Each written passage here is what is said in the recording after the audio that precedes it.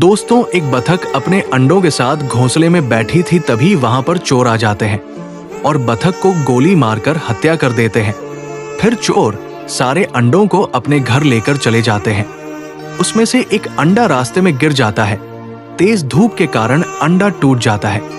फिर उसमें से एक प्यारा मासूम मुन्ना निकलता है, लेकिन कुछ देर बाद मुन्ना रोने लगता है क्योंकि उसकी मां मर चुकी थी और इसको कोई लाइक और सब्सक्राइब ही नहीं करता।